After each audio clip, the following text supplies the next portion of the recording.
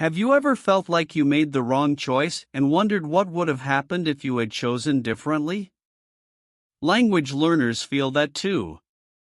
You study vocabulary, you follow grammar rules, but sometimes you still wonder if you're on the right path. That's why stories are so powerful. One of the best ways to learn English is through stories. They take you somewhere else while bringing the language closer to you. If you want to feel English deeply and improve naturally, like this video, leave a comment, and subscribe to SpeakEase.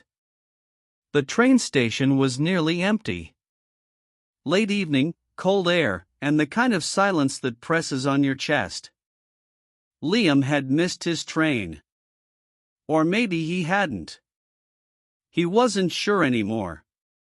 He'd been standing on the platform for a long time, thinking, watching the lights change on the schedule board, listening to the wind echo through the steel and glass. He wasn't sure where he was going anymore. Only that he didn't want to go back. As he stepped toward the coffee machine near the far wall, someone spoke behind him. "You took the other path." The voice was low. Calm. Unfamiliar. Liam turned. A man stood in the shadow between two columns. Tall. Pale coat. Black gloves. No bag. No phone. Nothing that said traveler. "What?" Liam asked, unsure if he'd heard right. The man stepped closer but stayed just outside the circle of light. "You made a choice once. The other path. You remember, don't you?" Liam felt a chill, but not from the cold. He had made a choice. Years ago. Quietly. Without telling anyone. One that changed everything. He'd walked away from someone. From something. And he had told himself it was for the best. But he had never stopped thinking about it. "You're mistaking me for someone else," Liam said, though his voice was too soft to sound sure.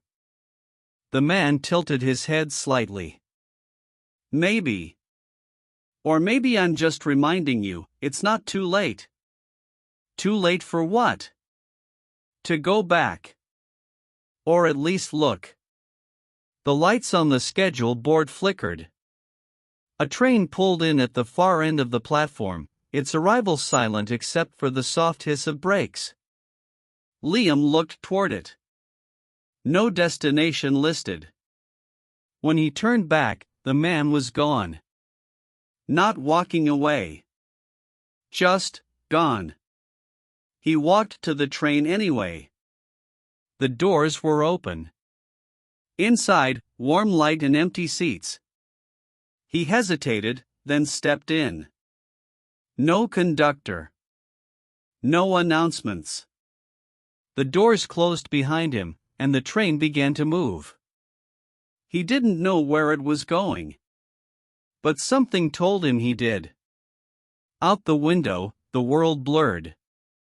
Trees, then towns, then places that looked like memories. A street corner where he once stood.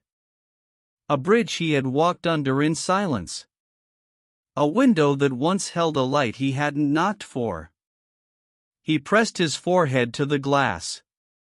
His breath fogged the window. Maybe this wasn't a train. Maybe it was a second chance. When it stopped, it was still night. Still cold. But he knew the street. He knew the door. He knew the name written on the buzzer. And for the first time in a long time, he rang it.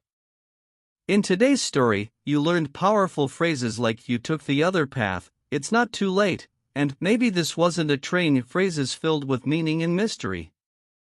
You also saw how to use past perfect and modal verbs like might have to express regret, memory, and possibility. We post thoughtful English stories every single day to help you grow with language that lives and breathes.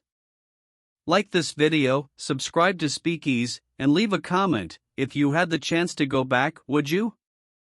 See you in the next video.